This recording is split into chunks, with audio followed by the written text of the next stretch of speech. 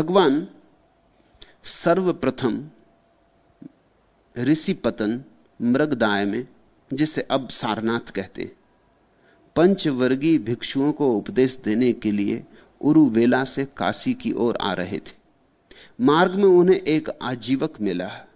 वह तथागत को देखकर बोला, आवुस, तेरी इंद्रियां परिशुद्ध और विमल है। तुम किसे उद्देश्य कर प्रवर्जित हुए हो? कौन तुम्हारे शास्ता, कौन तुम्हारे गुरु, या तुम किसके धर्म को मानते हो? ऐसा पूछा। तब शास्ता ने कहा, मेरे आचार्य या उपाध्याय नहीं है, मेरा कोई धर्म नहीं, मेरे जीवन में कोई उद्देश्य नहीं। तब उन्होंने यह गाथा कही, सब्भा विभू सव्य विदु अस्मि, सब्बेषु धम्मेषु अनुपलितो, सवंजहो तणक्षये विमुक्तो, स्वयं अभिज्ञाय कमुद्दिसेयम। मैं सभी को परास्त करने वाला हूं, मैं सब जानता हूं, मैं सभी धर्मों, तृष्णा इत्यादि से अलिप्त हूं, सर्वत्यागी हूं, तृष्णा के नाश से मुक्त हूं, स्वयं ही विमल ज्ञान को जानकर किसको गुरु कहूं, किसको शिष्य सिखाऊं। ये बड़ा अपूर्व वचन है। पहले तो दृश्य को ठीक से समझ लें। बुद्ध ने परम ज्ञान के पहले 6 वर्ष तक महातपश्चर्या की। बहुत गुरुओं के पास गए, बहुत गुरुओं की सेवा में रहे, जो जो कहा गया वही किया, जिसने जो साधना बताई वही साधी, और हर साधना के बाद पाया संसार समाप्त नहीं हुआ। हर साधना के बाद पाया कि मूल रोग मिटा नहीं, अहंकार शेष है। हर गुरु से उन्होंने कहा, अहंकार मिटा नहीं, आपने जो किया सब मैंने किया। और उन्होंने किया इतनी निष्ठा से था कि कोई गुरु यह नहीं कह सका कि तुमने ठीक से नहीं किया इसलिए अहंकार नहीं मिटा। उनकी निष्ठा अपूर्व थी। उन्होंने जो किया समग्र भाव से किया, इसलिए कोई गुरु यह ना कह सका। नहीं तो गुरु को एक सुविधा रहती कि हम क्या करें, जो कहा वो तुमने किया नहीं इसलिए हुआ नहीं। बुद्ध से यह बात कही नहीं जा सकती थी। इसी बात के कारण दुनिया में झूठे गुरु भी चल जाते। यह बात बड़ी तरकीब की। किसी ने तुमसे कहा कि देखो ध्यान करो, लेकिन मंत्र पढ़ते वक्त बंदर का स्मरण मत करना। अब तुम बैठे ध्यान करने, बंदर का स्मरण आने वाला है। अब तुम लाख उपाय करो, जितने तुम उपाय करोगे उतना ही बंदर का स्मरण आएगा। और तुम गुरु से जाकर कहोगे क्या करूं, कुछ हो नहीं रहा, वो कहेगा मैं भी क्या करूं, शर्त पूरी नहीं कर रहे। वो बंदर का स्मरण नहीं आना चाहिए। ऐसी अस्वाभाविक शर्तें बांध रखी हैं जिनके कारण तुम कभी इस स्थिति में नहीं पहुंच सकते कि समझ लो कि जो मार्ग तुमने पकड़ा वो ठीक है या गलत है। क्योंकि कभी तुम मार्ग को पूरा ही नहीं कर पाते, तो ठीक गलत का निर्णय कैसे हो। इसलिए झूठे गुरु भी चल जाते, मिथ्या गुरु भी चल जाते। वो सदा उनके लिए एक सुविधा है, सुरक्षा है कि मैंने जो कहा वो तुमने किया नहीं। करवाने को वो इस तरह की बातें कहते हैं जो कि अमानवीय है, जो कि शायद की नहीं जा सकती, या जिन्हें करने के लिए कोई महासंकल्पवान व्यक्ति चाहिए। बुद्ध वैसे ही व्यक्ति थे, सब दांव पर लगाया था। ऐसे कुनकुने आदमी नहीं थे कि चलो मिल जाए ईश्वर तो ठीक है, जीवन जाए तो ठीक, मगर ईश्वर को मिलना, सत्य को मिलना, सब खो जाए उसके लिए राजी थे।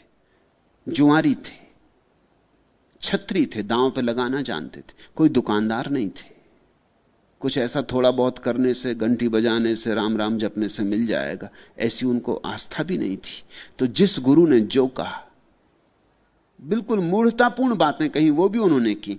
किसी ने कहा कि रोज रोज भोजन कम करते जाओ, रोज भोजन कम करते जाओ, जब एक चावल का दाना ही भोजन बचे तब ज्ञान होगा। ऐसे वो कम करते गए, 6 महीने में एक चावल का दाना ही भोजन बचा। ज्ञान तो नहीं हुआ, शरीर नष्ट हो गया। निरंजना नदी को पार करते थे, पार न कर सके। छोटी सी नदी, कोई बड़ी नदी नहीं। थक के गिर गए, एक जड़ को पकड़ के रुके रहे। जड़ को भी पकड़ने की ताकत न थी। तब स्मरण आया कि ये मैं क्या कर रहा हूं। इस तरह शरीर को नष्ट करके सिर्फ शक्ति खो गई। नदी पार कर नहीं सकता, भव सागर पार करने का इरादा रख रहा हूं। बुद्ध बहुत गुरुओं के पास गए, लेकिन जहां गए जो कहा वही किया, फिर भी कुछ सफल ना हुआ। गुरुओं ने उनसे क्षमा मांग ली। उनकी इस घटना को पढ़ के मुझे हमेशा खलील जिब्रान की एक कहानी याद आती।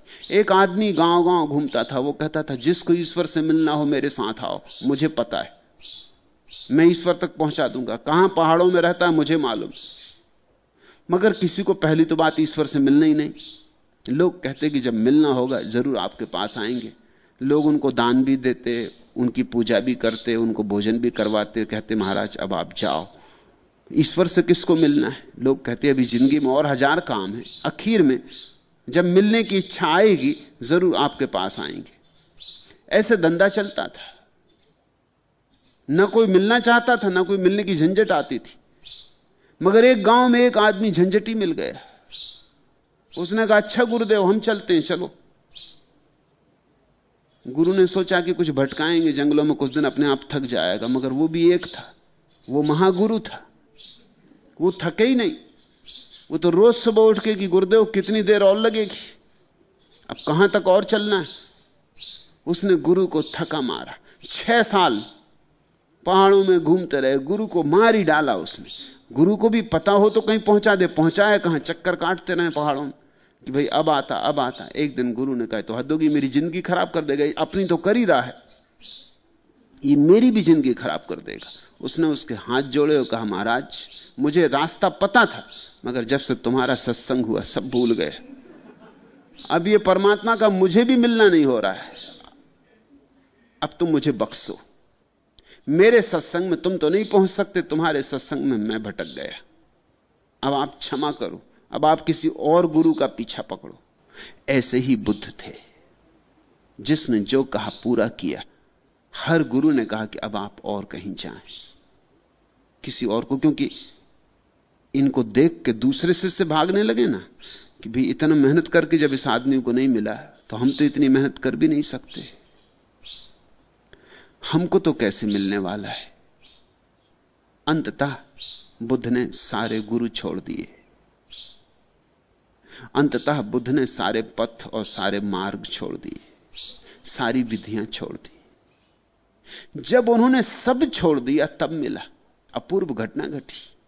एक रात उन्होंने निर्णय ही कर लिया कि अब मुझे खोजना ही नहीं।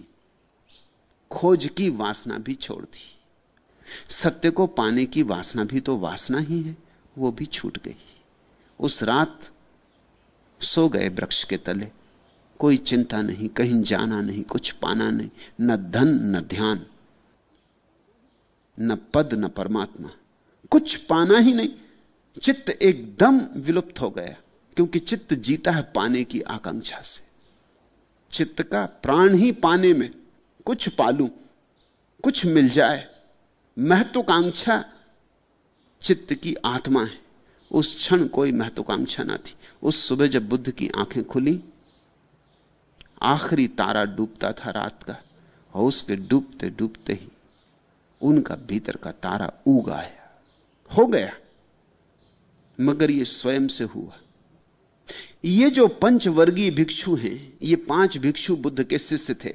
जब बुद्ध एक एक चावल भोजन करते थे तब ये 5 भिक्षु उनके शिष्य थे। वो बुद्ध को बड़ा गुरु मानते थे, क्योंकि इतना महातपस्वी, हड्डियां मात्र रह गई थी शरीर में, चमड़ी सूख गई थी, सुंदर देह एकदम काली पड़ गई थी, अस्थि पंजर रह गए थे। तब वो 5 भिक्षु उनको गुरु मानते थे।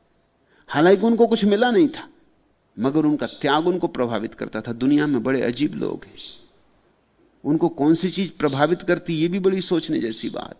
यह आदमी मरा जा रहा है, यह आत्महत्या में संलग्न है, और वो प्रभावित हो रहे हैं। दुनिया में बड़े दुष्ट लोग हैं।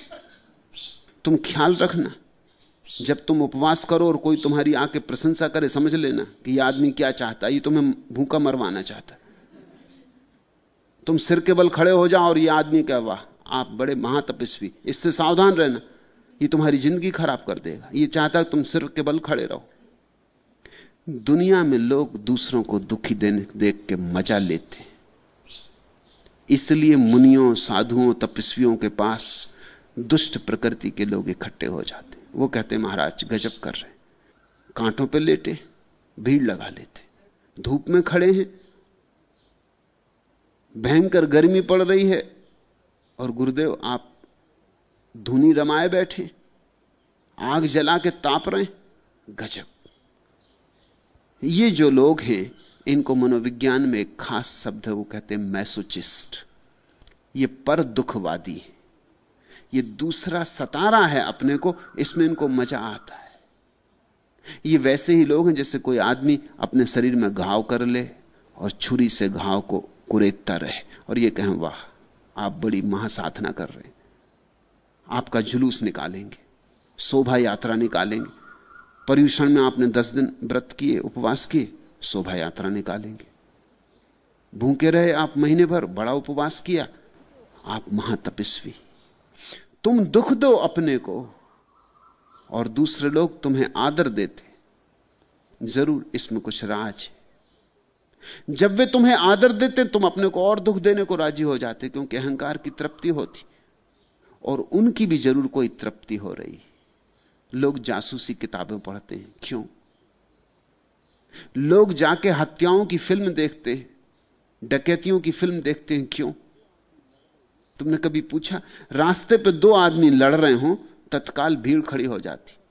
तुम्हारी मां बीमार है, दवा लेने जा रहे थे, साइकिल टिका के किनारे तुम भी खड़े हुए कि अब समझे मां की दवा में क्या है, घंटे 2 घंटे की देर भी होगी चलेगा, मगर यह तमाशा छोड़ा नहीं जा सकता। और 2 आदमी बिल्कुल लड़ने मारने को तैयार है, तुम्हारी भी उत्सुकता बढ़ती जाती कि अब कुछ होता ही है, अब कुछ होने ही वाला है। और अगर संयोग से कुछ ना हो तो तुम बड़े उदास लौटे हो, तुमने ख्याल किया है? कुछ ना हो, वो दोनों आदमी का अच्छा भाई क्या फायदा लड़ने झगड़ने से, एकदम गांधीवादी हो जाए कि चलो महात्मा गांधी की जय, क्या फायदा, हम तुमको मारें तुम हमको मारो, कोई सार नहीं। तो जितनी भीड़ खड़ी है वो उदास लौटेगी कि कुछ भी नहीं हुआ, घंटा भर खराब हुआ, गाली गलौज काफी बकी गई। लोग दूसरे के दुख में एक तरह का रस लेते और दूसरे के सुख से पीड़ित होते हैं। तुमने देखा, तुम बड़ा मकान बनाओ, पूरा गांव तुम्हारे खिलाफ हो जाता। तुम सुखी दिखाई पड़ो, किसी को सुख नहीं होता। तुम स्वस्थ हो, किसी को अच्छा नहीं लगता। तुम खाते पीते मजे से जी रहे हो, तुम्हारे घर संगीत होता है, नाच होता है, सारा गांव तुम्हारे दुश्मन हो जाता है। गरीब भोगी है, भ्रष्ट है, नरक जाएगा। और तुम भूखे मरो, धूप में बैठ जाओ, घाव बना लो, सारे गांव की दया और सहानुभूति तुम्हारे लिए। तुम्हारे घर में आग लग जाए तो लोग सहानुभूति प्रकट करने आते, वो कहते हैं बड़ा बुरा हो गया। और तुम्हारा घर बड़ा हो जाए और एक नई मंजिल बन जाए, कोई नहीं आता कहने कि बड़ा अच्छा हो गया। जरा सोचना, जब अच्छा होता है कोई कहने नहीं आता कि अच्छा हो गया, और जब बुरा होता है तब लोग कहने आते हैं कि भाई बहुत बुरा हो गया। मगर जब वो कहते हैं बहुत बुरा हो गया, तब उनकी आंखों में झांकना, तुम पाओगे वो रस ले रहे हैं, सहानुभूति में मजा आ रहा। तुम आज नीची हालत में हो, आज तुम पर दया करने का मौका मिला, ये मौका कभी मिला नहीं था। तुम कभी बुरी हालत में थे नहीं, आज तुम चारों खाने चित्त पड़े हो। आज कोई भी दया कर सकता, राह चलता राहगीर कह सकता है भाई बहुत बुरा हुआ, लेकिन उसके भीतर देखो कुछ मजा ले रहा है। मनुष्य का मन बड़ा जटिल है। ये 5 भिक्षु बुद्ध की सेवा में रत रहे, लेकिन जब बुद्ध ने सब उपवास छोड़ दिया, तप छोड़ दिया, इन्होंने बुद्ध को छोड़ दिया। इन्होंने कहा यह भ्रष्ट हो गया, गौतम भ्रष्ट हो गया, अब यह काम का नहीं रहा, यह पतित हो गया। जब तक यह गौतम अपने को सता रहा था, महातपस्वी था, जिस दिन बुद्ध ने यह सब व्यर्थ मूढ़ता छोड़ दी, यह आत्महिंसा छोड़ दी, यह आत्मघात छोड़ दिया, उसी दिन 5 भिक्षुओं ने उनको छोड़ दिया। उन्होंने कहा अब हमारे काम के ना रहे, अब हम कोई दूसरा गुरु खोजेंगे। वो उन्हें छोड़ के चले गए। उसी रात बुद्ध को ज्ञान हुआ। जिस सांझ को 5 भिक्षु छोड़ के चले गए, उस रात बुद्ध को ज्ञान हुआ। दूसरे दिन सुबह बुद्ध को पहली याद यही आई कि वो बेचारे 5 इतने दिन मेरे साथ रहे और आखिरी घड़ी छोड़ के चले गए। अब जबकि मेरे पास देने को कुछ था, लेने वाले नहीं, और जब मेरे पास देने को कुछ भी नहीं था, मैं खुद ही मूढ़ता और अंधकार से भरा था, तब वो मेरे पीछे लगे रहे। ऐसी उल्टी दुनिया है। इसलिए बुद्ध उनकी खोज करते हुए निकले कि वो जहां भी गए हों उनको जाके पहला संदेश उनको दिया जाए। यद्यपि वो मुझे त्याग गए हैं, यद्यपि उन्होंने मान लिया कि मैं भ्रष्ट हो गया, लेकिन मेरे साथ बहुत दिन रहे। इतना कर्तव्य मेरा है कि पहला संदेश उन्हीं को दूं। इसलिए बुद्ध ने पहला प्रवचन उन्हीं 5 भिक्षुओं को दिया। उनका पीछा करते बुद्ध सारनाथ तक आए। जहां जहां पता चला कि वो दूसरे गांव चले गए, बुद्ध वहां गए। सारनाथ जाके उन्होंने देखा एक वृक्ष के नीचे 5 भिक्षुओं को बैठे हुए।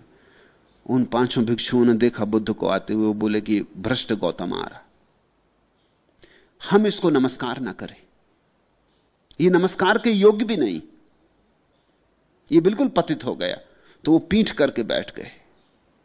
बुद्ध जब उनके पास गए, जब पास जाके खड़े हो गए और बुद्ध ने कहा, एक बार मेरी तरफ तो देखो, जिसे तुम छोड़ आए थे मैं वही नहीं हूं, आज जो आया है कोई और है, एक बार मेरी तरफ देखो।